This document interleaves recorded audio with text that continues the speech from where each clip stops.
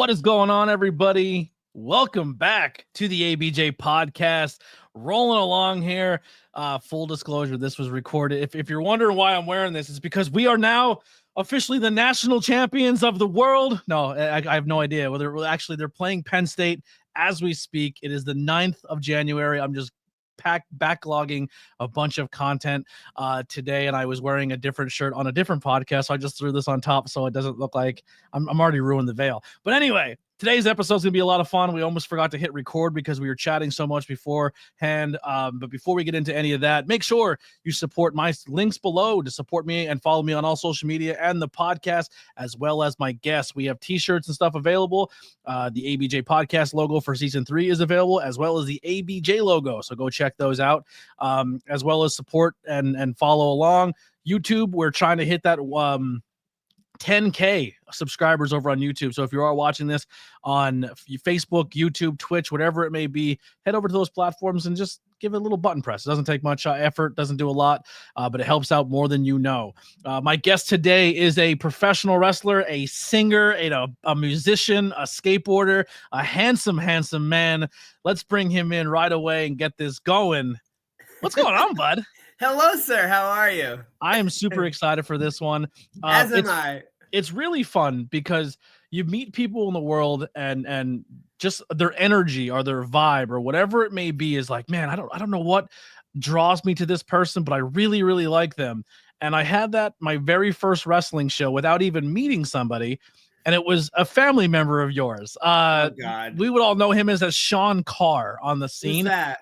Yeah. I seen him perform and I was like, this is what, like, I didn't know people were this good on the independent scene. Like he was my first wrestling fan. I was like a fan first, and then I got to meet them and meet him, talk to him. I like fell in love. I was like, this guy's everything I would want as a human. Like, he's really, really nice.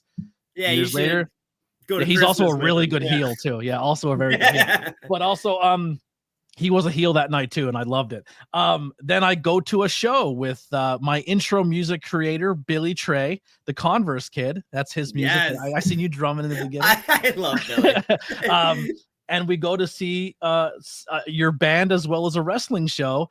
And I was like, yo, this kid's music is really good. And then you wrestled. And I was like, he's fucking good in the ring. And then I'm like, he's also related to Sean. I was like, this makes sense. This is why I like this kid. Oh my goodness. It's a good upbringing. So whoever your family is or whoever's in charge of all of that, kudos to them. I don't think anyone's in charge. That's probably why it's a success. I don't know. Yeah. It's a free for all. Yeah, I don't know if it's a good mom, a good grandmother, what's going on over there, but it's mom was the coolest for sure.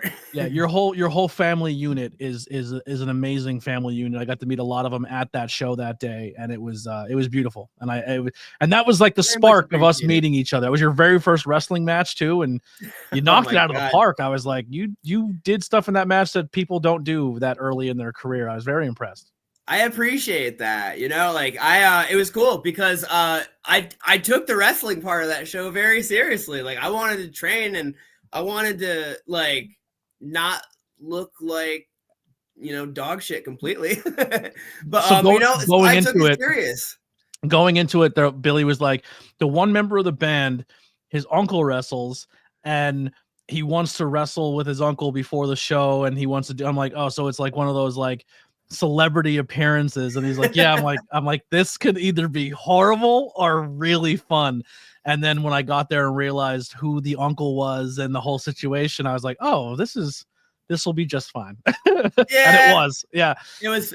Yeah, Sean. Yeah, Sean's my cousin. He's my older cousin. Oh, sorry. I kept saying uncle. The age gap. It's okay. Yeah.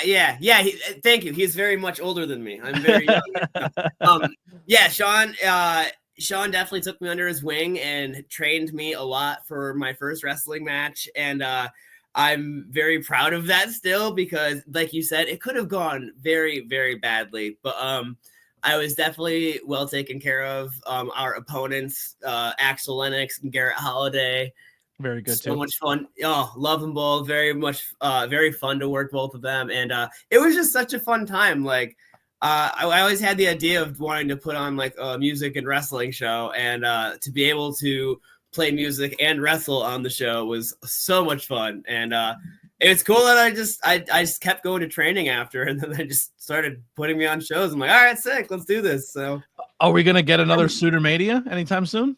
I want to so bad. I'm really hoping we get a Suitor Mania or a Suitor Slam or a Survivor Suitor, something. We got to do it this year. If they come back, anything you need from my aspect, I would love to be a part, whether it's filming, whether it's commentary, whether it's just covering the event. I always, so I did Skook Stock, and the next event that was supposed to come after Skook Stock was going to be Skook Mania, and I wanted to do wrestling and music together. And then you did your thing, and I was like, man after my own heart. Yes, it's so much fun, isn't it? It is, yeah. It's such a great time. And it was so cool because especially the first one we did, like, I feel like there was a lot of people from both worlds and like a lot of people who maybe never saw wrestling, and some of the wrestling fans who probably never saw local bands before.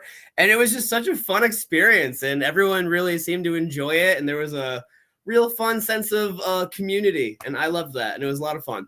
Most wrestling shows that mix people up like that, whether it's a brewery event that puts like Pilgaroo, like they do their brewery bands and then a wrestling show, and it's just a bunch of drunk people who are there for craft beer, and then there's a wrestling ring, and then they just surround the wrestling ring after a couple of craft beers, and they lose their minds. They're like, oh my God, I remember being a kid and being into this, and are people who go to see a band and they see wrestling and they're like, oh, this is so much fun. Like absolutely. Yeah. It's a good way to bring new people together and mixing different arts and realizing they're all one and the same. Absolutely. And that's why it's cool. Like, I know like, there's always the one in Buffalo that I believe the Better Lovers have their festival up there where they do music and wrestling. And I know Andy Williams, the Butcher, he wrestled, and I think his band Atomic Rule, I think it's his new band, they played. Just how cool is that, man? Like just bringing those worlds together and just having that camaraderie between them. It's fucking awesome. Are you aware, or I hope you're aware, if not, I'd be heartbroken. Are you aware of Ultramanus Black?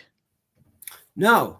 All right, so Ultramanus Black's an old Chikara guy, and he still is on the scene. He wrestles. He's very mysterious. He lives that parts unknown character. Like there's people who know him who've never seen him without his mask on, but he's also the frontman of a death metal band. Love it. And Love it. He does a lot of shows where he'll be on stage in his lucha mask singing, yes, and then get in the ring and put a barn burner on. How, dude?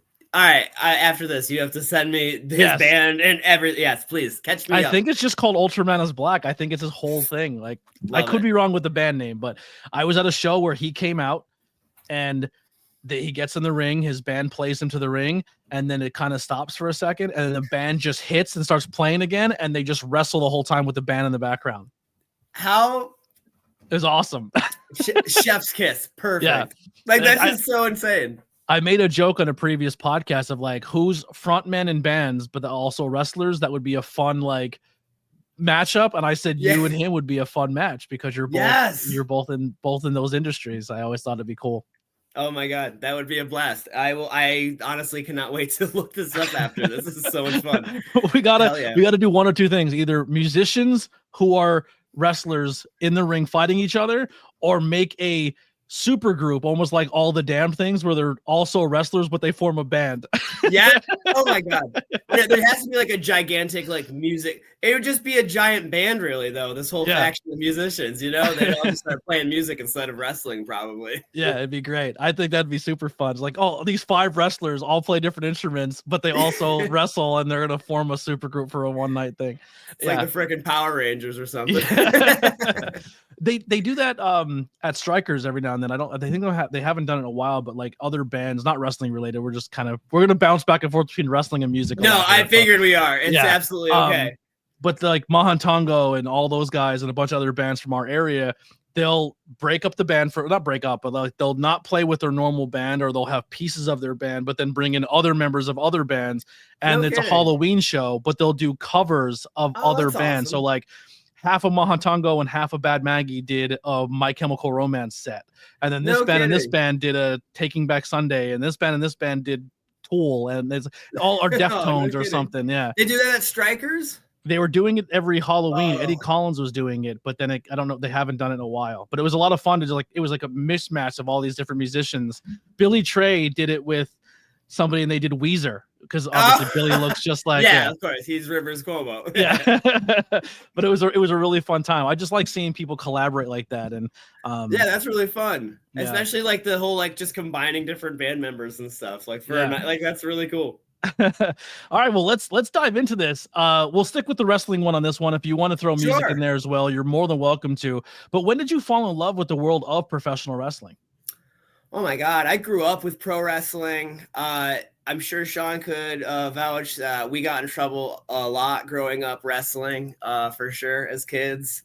Me and my cousin Chris specifically, they had a trampoline in their backyard. My cousin Chris and I would find out how to get onto the roof. This is like probably like 8 and 10 years old. And we would like do swanton bombs onto the trampoline, and we'd get in trouble with our parents a lot. So ever since I can remember, we were watching wrestling. Our parents would take us to the live events at our local arena. I remember falling asleep before intermission when I was like 5 years old and waking up to like, oh, Shawn Michaels and the British Bulldogs. Like, how cool. Like, and then, but I was there. Yeah. First off, you fall asleep for a Shawn Michaels match. I know. Dude, let's be real. I wanted to. The only reason I wanted to go when I was 5 years old is so I could get the cool Bret Hart sunglasses. And then I was like, of course you're a Bret guy. Of course you are. Yeah. That's of course I'm a Bret guy. Terrible. I know. I'm the worst. That's the biggest rivalry. Are you a Bret guy or a Shawn guy? It really is, honestly. Oh my goodness. So obviously, like Shawn goes on to make a career out of this and do this, and then you kind of went that music route. How did you said we kind of talked about the second suitor thing? How did it even come about to be like, I want to actually try to get into the business myself? Oh, it was, I grew up watching Shawn wrestle too. Even like when Shawn got into wrestling, like I was at the shows. I'm like, how cool is this? There's wrestling at the American Legion that my band plays at. Like, how cool.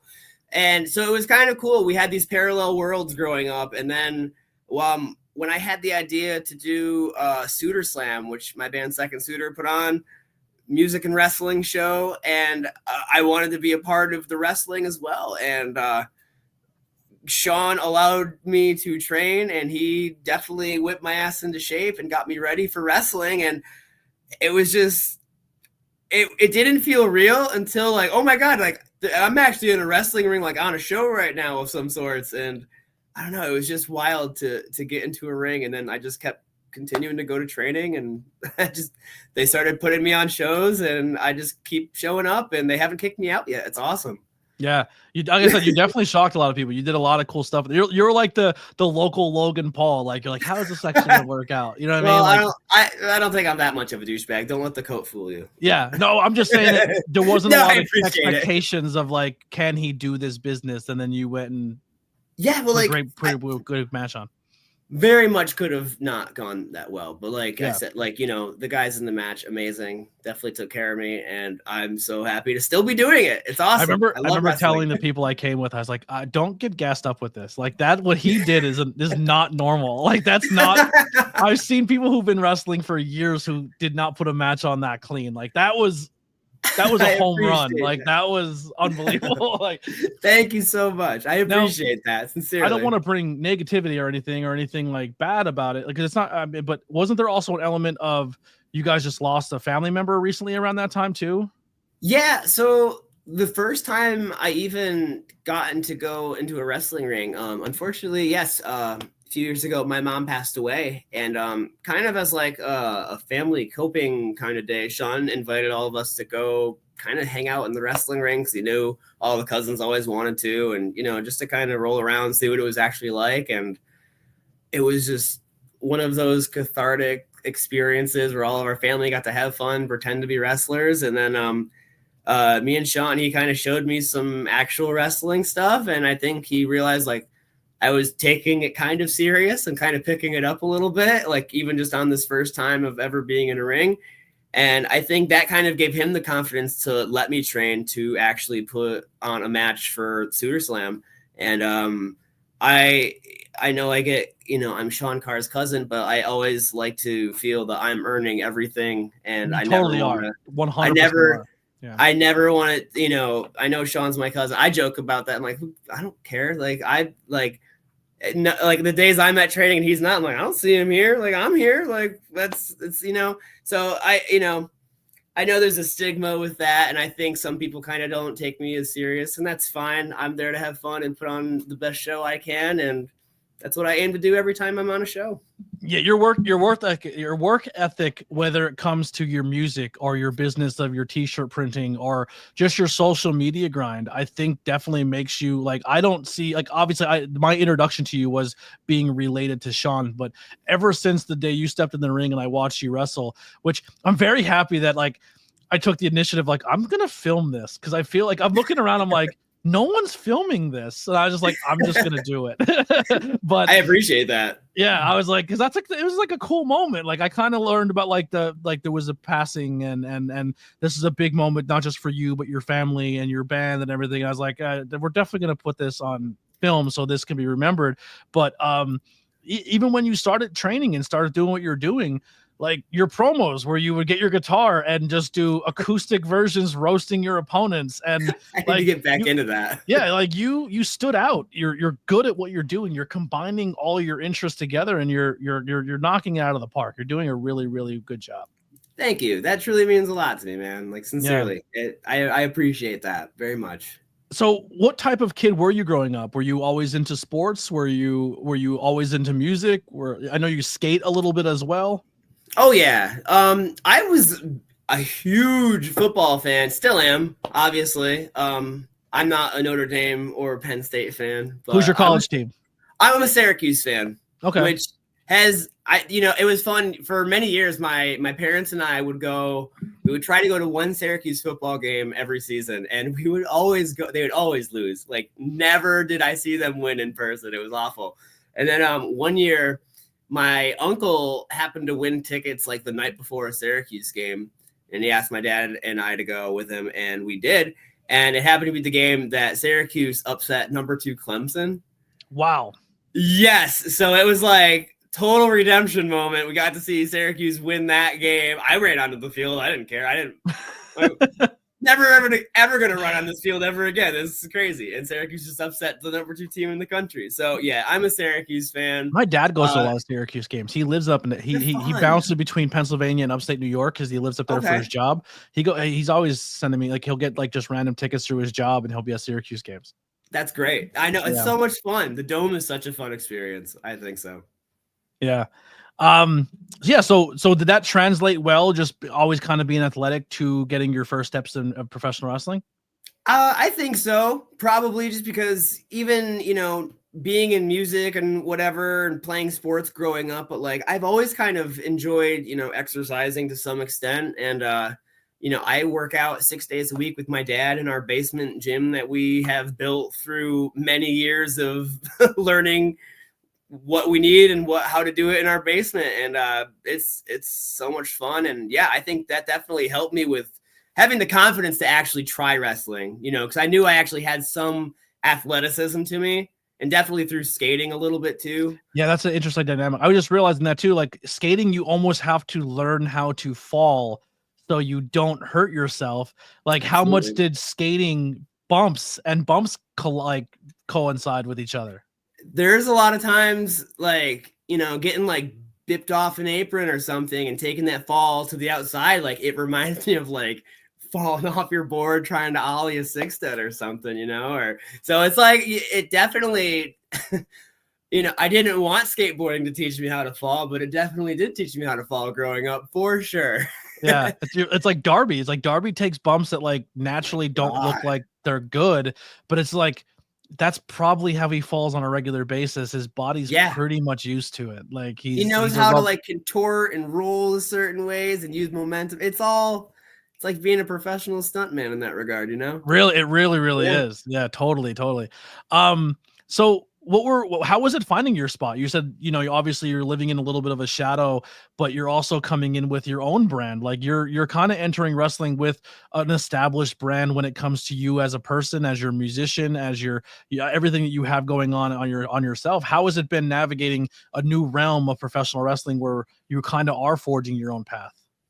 Honestly, it's been awesome. And I think more so than anything, like just being myself in wrestling has helped me like elevate just who I am as a person, like even in music, like having more confidence and like having that stage presence and like just having the confidence of knowing that I'm good at what I'm doing. You know what I mean? Yeah. And yeah, I don't know. It's just really weird. Like I think the wrestling has helped in my other aspects of life, just having the confidence of like I can do this, like this other stuff's easy, man. Like, you know? When you learn the world of carny of wrestling, everything else becomes second nature. Oh yeah. And the parallels of the music world and the wrestling world, it's all the same industry in some regards. It really is. I'm sure you know. You have to learn how to protect yourself in many different aspects. Yes, absolutely. What are some setbacks or adversities you've overcome? In general, it could be wrestling, music, whatever it may be. Yeah, well, 2.5 years into wrestling, I've had 2 pretty decent injuries already. I cracked a rib. That was fun. And I played a show the next day with my band. I didn't know my rib was cracked. I definitely hurt, but I didn't know it was broken. And the next day, my band drove from Binghamton to Oneonta, New York, and played a show and had a blast. And then I think I went to training the following week, and someone was like, "Hey, there's like a bump like sticking out of your back. Like you probably shouldn't be here, and you should probably go to the hospital." So I did, and had to take some time off for that. Unfortunately, was the bump your rib? Yeah, it was like cracked, and like there was like what is it like? It starts to like build like a callus around it. It was weird. It was kind of gross, but it's all healed now, I think. Yeah. Now your injury, was it like in a match, or was it like a freak accident? I was wrestling this one guy. I don't know if you've heard of him, Sean Carr. He hurt you? That bastard. Yeah. Sean, he kicked me out of the air pretty good, and he got my rib, and yeah, he's got dangerous feet. Yeah, he also in the match took my shoe off and beat me with it. As you self-proclaiming you're a Brett fan, you probably yeah. Well, and he gave me a pretty good black eye with his shoulder. I did beat him that match though. So. Oh. So I have that at least. I mean, he got to wrestle the next show and I didn't, but who really won? Do you have crossover between the music and the wrestling? Do you have fans who come and see your band, but then also come and see your matches, or people who didn't know you weren't like people who see your band and then say, "Oh, he's also a wrestler," and go experience that world? Like, do you have that crossover yet?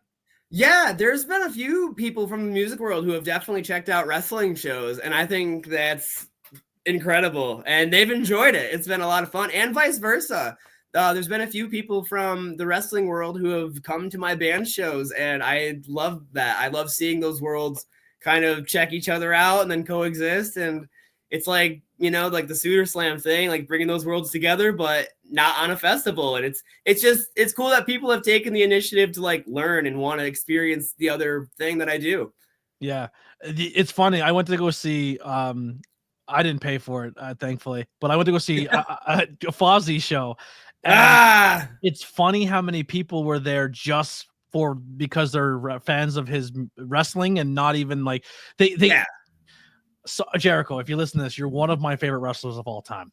So I'm not trying to come off completely negative, but there was people in that crowd who treated Fozzy like they were Led Zeppelin, and they're not.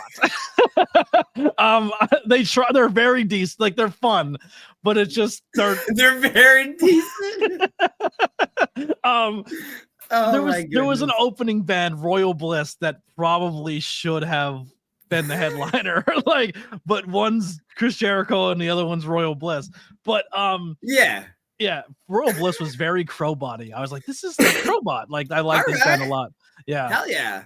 But the whole time they're trying to chant wrestling things at Jericho. He's no selling it. Like, he almost doesn't pretend that they're one and the same. Like, he won't even play into it. Like, what are you guys talking about? I don't know wrestling. I'm just from Fozzy. Yeah, but when he needs it to coincide, he will. But if you're at a show and people are chanting Y2J or something like that, he'll no sell it. Like, he won't even acknowledge that people are holding signs like a wrestling show at the concert. Like, and he's like, I don't know what that is, man. Yeah, what the fuck is that? You guys want to hear Judas? Yeah, we're saving that for last. Yeah. Yeah, of course we are. No one Oh sang my God. along the whole night until that song. Until and then the whole place was blew up probably. yeah. Oh They my played God, that's they played amazing. Stairway to Heaven and the place lost their mind. Yeah. Oh my God. That's their Stairway to Heaven, I guess. That certainly is. Oh my God. I went to London for All In and Judas played. And I was like, this is the only time that this band will play in this arena. They will never sell out or have a Wembley crowd. So he's taking it as he can get it. Absolutely. Hey, he can say they played Wembley. How insane is that? He totally can. They played 45 seconds of Wembley. Yeah. Hey, man, I'd take it. I would too. 100%. Next step, Rock and Roll Hall of Fame. That's right. So this one here is, I'll ask it from just a standpoint of wrestling and music. Sure. Have you felt like you've hit a peak at all in any of your careers or your paths, or do you feel like you're on the trajectory of doing so? I think if I were to be honest, I would say music probably, but I think there's so much, like, I don't know. It's easy to feel left behind in the music world. I'm sure it is easy to feel left behind in the wrestling world as well, but I've been doing music since I was 13 years old. I'm 20 years into the game now, so there's definitely times where I feel like it maybe left me behind, but like I'm never going to stop trying. I'm never going to stop playing because it's who I am and it's what I do. And without it, I don't know if I would have much more of a purpose in life. I've dedicated my life to playing music, and the old band cliche, like, doesn't matter if there's 2 people, 200, 20, 2,000, like, I'm going to play, and I'm going to have the time of my life doing it. So, yeah. Do you ever have a conflict where people maybe like the wrestling more than the music and you wish it was vice versa? Or do you kind of just take them both as what they are? I honestly, as I've gotten older, I just take them both as what they are. I just appreciate being able to do it at any level. You know what I mean? I'm always going to strive and push myself to take it farther. And, always at a new year, I'm always get excited again. Like, all right, it's a fresh start. What are we going to do this year? And, I definitely have plans to write and record and put out new music with my band. And as I say, every time I release music, I hope it's the best stuff that I can make and put out. And same with wrestling. I just, keep training, keep doing whatever I can to get better. And you never know, just have fun and enjoy what you're doing. And then that's a win in itself, How do you juggle both? Because obviously they both take, I say that they take a lot of time, practice, effort. You just to be in like wrestling, you need to be, we'll just use a music term, tight. You need to be because if you're not, you could hurt somebody. But then also, if you're putting all your time into wrestling and you're trying to make that craft good, you're missing out on time with your band and making sure the timing and everything is there good. Or you go to a wrestling show and you get kicked in the rib and then you miss a show that you're paid to be on a gig where 4 other people need you to be there. Like, that's a tough thing to manage. Yeah, it sucks sometimes, but you do it because you love it. That's what, I definitely make time to relax and chill and catch my breath sometimes now. I'm getting better at that as I'm getting older because I need to. But yeah, there's definitely times I kind of, I'll get really into the swing of wrestling when I have a lot of, I know there's 3-4 shows coming up that I'm 100% doing something on. Cool. Make sure I'm giving all my focus and attention to this. And, then there's times where I'm like, cool, my band has a 3-day weekender and I definitely want to be super tight for that. Let's make sure we're dedicating enough time and energy to make sure I can put on the best show and that our band can put on the best show we possibly can. Yeah. So have you ever had conflict with your band where the band ever was like, hey man, I think you're putting too much time into this and not us? Has that ever been an issue or anything you've had a conversation? No. And, it's cool too. Cause the other 2 band members I have, Mr. James, Mr. John, they both have other bands that they have as well. I know James has a few other projects. John has another band that he does. So it's these dudes kind of stay busy and active, especially when I'm doing more wrestling stuff, which is really cool. And, it's cool. There's been nights too, where I've done double duty and, done a wrestling show and then played a music show. You're double booked. Yeah, I double think booked in 2 different industries. That's awesome. I did. It was great. The one night, The one big name I've ever really been in the ring with, me and Sean tag teamed against Axel Lennox, and we faced him. His tag team partner was Gangrel that night. Oh shit! And, yeah, and we wrestled that match, and I didn't even change. I just I grabbed my stuff, got into my car, drove across town to my side of town where my band was playing at a bar that night.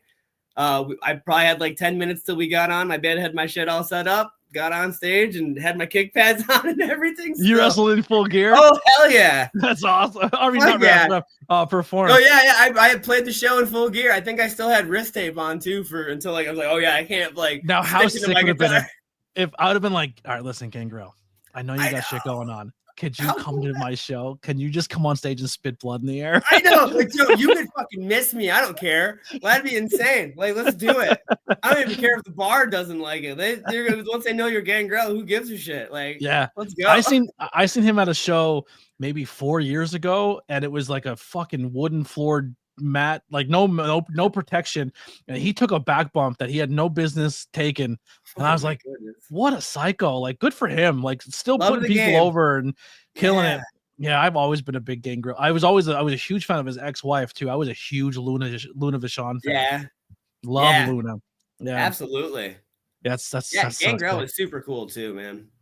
Do you guys ever mess around and play like entrance wrestling music during your shows?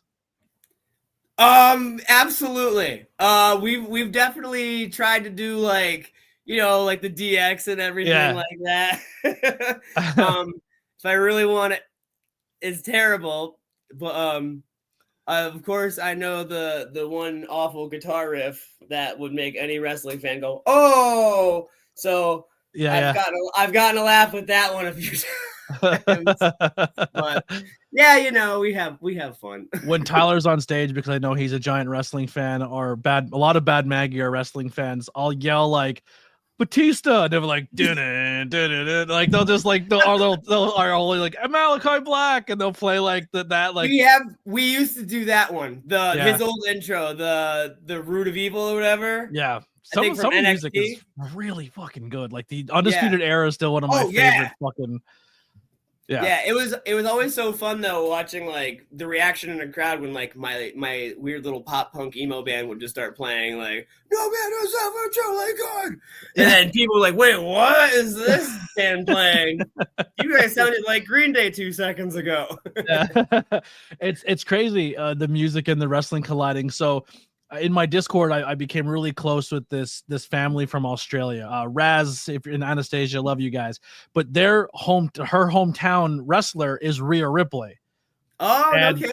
Not hometown, but close to me, Scranton, Pennsylvania, has this pretty popular band who does her entrance music. So when she came in at Mania, I was like, your home area and my home area are colliding between music and professional wrestling. So we always have that bond of the local band to us is doing the local wrestler to those entrance music. That's insane. It also just how incredibly ginormous Motionless in White became. Like when I was first starting to play music, when I was probably like playing bands like probably 16 years old, I filled in for a buddy's band of mine who were like a little piano keyboard rock band, little indie band. They opened for Motionless in White at the Montrose movie theater. And we played in front of like, I don't know, 35 people, and Motionless in White were the sweetest dudes. They watched all of the band's sets that night and like made it a point to like come up and say good job to everyone. Thanks for playing. And like, so I've always respected that band in that regard. They were so cool, even to every band on that show. And I always appreciated that. Yeah. Motionless in White, Breaking Ben, Crowbot. And who's probably another, like Hailstorm is another PA band, right? They all made it. Bloodhound Gang, they're PA. Wonder Years, Title Fight. I'm saying like ones that like really, really, really. I mean, the other ones are big, but these ones, I'm saying like the ones who are radio time. Fair enough, radio. Fair like enough. they're great bands, but I'm saying like get played on the radio and everything. Fair enough. Yeah, Breaking Ben. I forgot about that. They're like Diarrhea Jane gets a lot. Wilkes-Barre, Scranton area.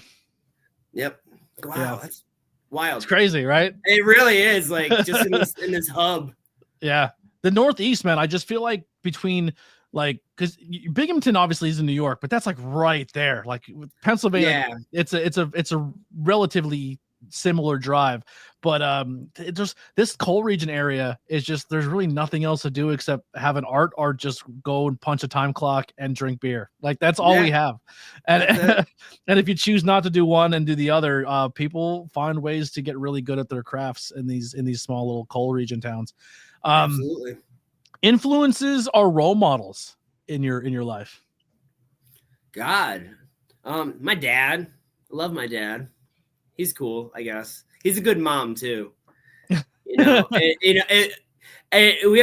make light of everything, and we always joke around that I was always a mama's boy, and then when my mom passed, I became a daddy's girl for some reason. So, my dad, he's always been a big influence, role model. God, my fiance, I love her dearly, Miss Autumn. She inspires me very much, probably more than she realizes. And Sean, my cousin, when he's not breaking your ribs. Yeah. What a jerk. He got a new puppy though, so I can't even be mad at him. Oh, it's so adorable. What kind of dog? It's like a golden retriever, and they brought him over for Christmas, and there was like 3 dogs, and I was just rolling on the floor with them all. It was amazing. What does your dad lie when it comes to the music side or the pro wrestling side? Is he a fan of both of them? Loves it. He loves getting out of the house. Yeah. He always is like, I love that. He's like, I love that you do all this because it gives me reasons to leave the house and go do something. Does he watch wrestling on his own? Oh yeah. We watch wrestling every week together still, for sure. Yeah. Are you a wrestling family? Are you a WWE family? AEW? Like, what are you trying to watch every week? We watch probably AEW every week. We definitely try to watch New Japan when we can. It's also football season, so it's tough keeping up on wrestling. But none of our teams are in the playoffs, so now it's all wrestling. Who's your teams? I am a Tennessee Titans fan. Okay. And my dad is a Dallas Cowboys fan. I hate that. Your dad. Yeah. So as much as I dislike Brett, on the other side is the Dallas Cowboys. Who's your NFL team? I am a Washington Commanders fan. Ooh. Yeah. All right. Fair enough. Yeah. In the heart of Pennsylvania, I support. Yeah. Hey, it's funny. I'm a Tennessee Titans fan because growing up, my dad was a diehard Cowboys fan and my mom was a diehard Giants fan. And it always like, no, you got to pick one. I'm like, I'm staying the hell out of your guys' whole division and conference. I'm gonna go hang out in the AFC South and pick my own team. And I love when the Titans when the Titans play the Texans and they show when they wear the Houston Oiler gear. I love it. Yeah, there are jerseys. It's like you know what I love too. In the most petty regard, the Houston Texans. You can beat the Tennessee Titans every single time they wear the Houston throwbacks, whatever. They're never going to be your jerseys. They're always going to belong to the Tennessee franchise because the Houston franchise moved to Tennessee. They were the Tennessee Oilers. That's where it lies. Go cry about it. Make your own jerseys and shut up. Yeah, I love. They're like, we're actually more over than you, and we're not even from this state anymore. It's so petty. You can kick the Titans' ass every time while wearing those jerseys. You're not getting the jerseys back. It doesn't matter. There's really more of our jerseys in your own stadium than your own. Yeah, I love it. That's the wrestling and football. It is. It really is. It's so petty. So good. What are some goals you have set for yourself personally or in your industries? Oh man, this year I do screen printing. I screen print t-shirts and hoodies and stuff. And this year will be the first full year, hopefully, that I will have been doing it as my full-time line of work at home. And I really hope I can keep growing that and keep getting more and more print jobs and keep pushing myself to get better and better with that. It's such a fun thing that I'm very proud that I've been able to do. And I definitely want that business to grow because it's so much fun working from home and just hanging out with my cat, So you think to yourself, like, man, if I'm a pro wrestler and I'm in a band, what is one thing that both these industries have a demand for that they both need to make money? T-shirts. Did you cash in or what? And that honestly though, like the reason I started screen printing t-shirts and stuff, probably like 10 so years ago, I never took it as serious as I do now. But the reason that I learned, my good friend Tom Jolu taught me, is because we couldn't afford print shops. We couldn't afford to get like 50 shirt minimums and front $250, $300. We're like, all right, we can front like $100, get 10 shirts and a screen from Michaels and figure it out. And we just learned how to suck for a while, and then we got a little bit better. And here I am 10, 15 years later. I have, shop quality equipment that I use, and I'm still just crushing it from a spare bedroom shop in my house. I love that. I love it so much. And I love the Anthony Gangone shirt. I just put him over on a recent podcast. It's a great I love logo. Dr. Sleep. Please don't hurt me. Yeah, the screen printing is definitely needed. Now, do you also do like graphic design or graphic art or anything like that? So honestly, I typically don't do much of the graphic designing part. A lot of the times, art people have their art and their designs they want already. I do have a really talented friend of mine. His name is Jeff Blodgett. We've been friends since college, and he has lived and moved all around the country. To this day, he still sets up my artwork for me, and we've just always stayed in contact. And I'll send him a design, and he'll like, "Hey man, can you separate all these color layers and make it all good for printing?" And I was like, "Hey man, great to hear from you." Absolutely, just sent the email over. Like, we've always just kept in touch, and I appreciate him so much, because without him, I probably wouldn't be able to get my work done nearly as fast and nearly as good a quality, because he's just always had my back. And it's almost like he's learned just to like keep up with me, and I love and appreciate him so much for that. So what all can you make besides t-shirts? If somebody is reaching out who's listening to this and they're a wrestler and they need some t-shirts made, and they want to support somebody in the business, or a musician that's listening to this. Yeah, so I've printed t-shirts, tank tops. I recently did a run of hoodies for Mike Skyros. I've done baseball tees, like the 3/4 ones for Edge of Hope. Those ones are always super cool. But yeah, I use water-based ink. I typically print on, it's always like cotton or a 50-50 blend, I believe. And yeah, pretty much anything. Do you do hats? So I don't have a hat clamp. There's a clamp you can get for screen printing hats, and it's like super expensive for no reason. And I'm like, I've never been able to justify paying for it yet. So that's a goal of mine this year, is to get enough screen printing jobs where I have enough extra money to get a stupid hat clamp so I can finally print hats. Yeah. Hats, stickers and buttons and t-shirts are like the go-to. Yeah. That's all you need. And I just got so fucking expensive. I agree. I do have a couple buddies who make buttons, and I have a new friend who makes stickers. He's just started making them. So I used to go to this website called Brand Depot, and I used to pay $65, and I would get 250 stickers for $60. And then when you ordered it, they would say, do you want another 250 for half price?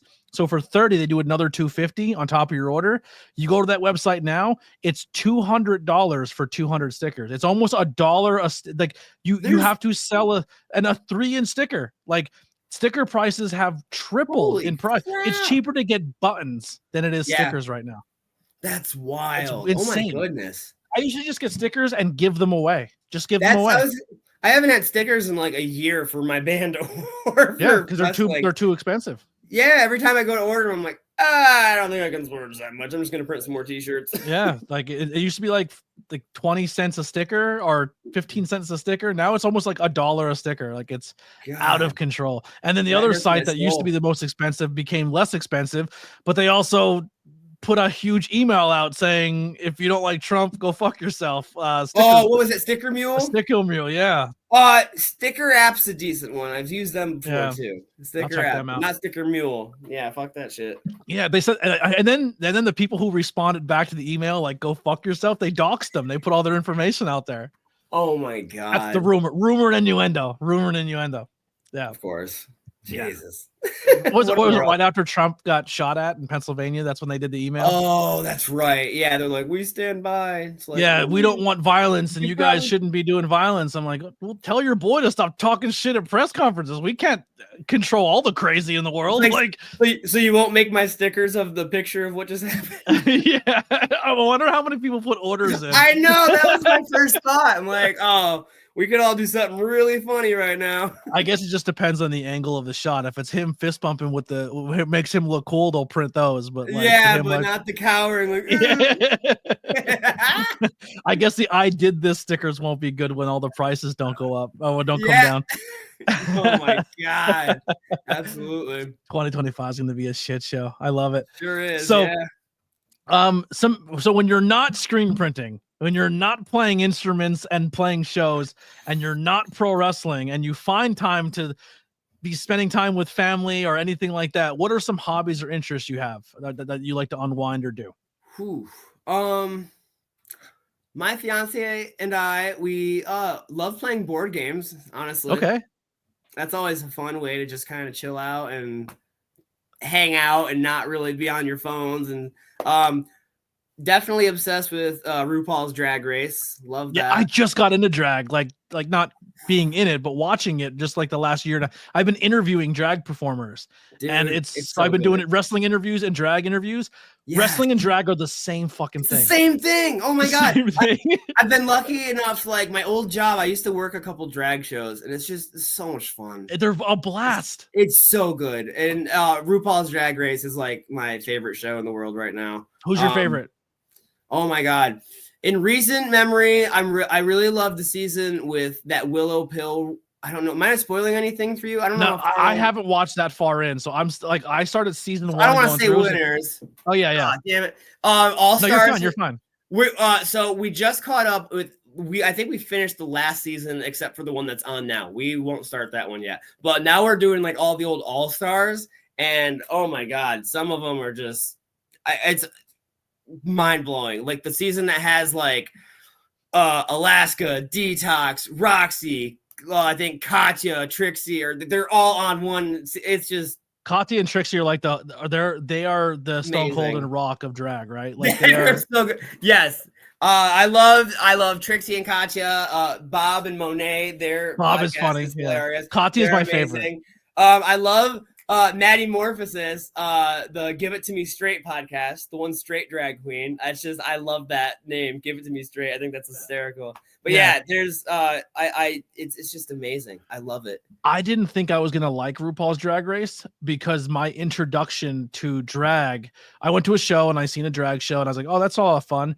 And then I was fucking around on Shudder one night because I love me, my horror and my gore and my punk and my filth.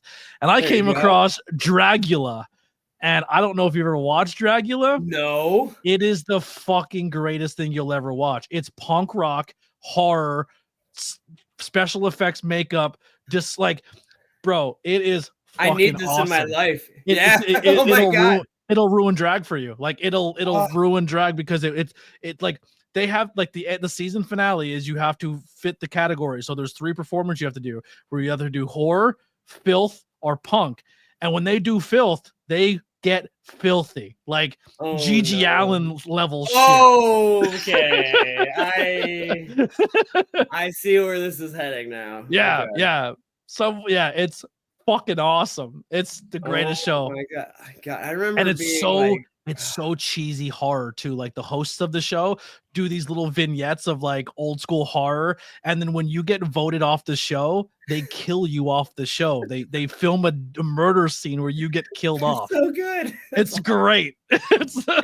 Oh my God. All right, I still might have to check this out. Yeah, you're gonna message me and be like, "Thank you, you saved my life." Literally. Oh my God. That sounds incredible, honestly. So one of my goals for 2025 is I want to put a music, wrestling, drag show together. Please do it. Oh my goodness. Yeah. That would be amazing. Yeah, but I want a no ring show. I want it. So HCW's been doing these no ring shows where it's like band plays on the stage, everyone's in the pit. Pit opens up, wrestling match in the pit. Pit closes, band plays again.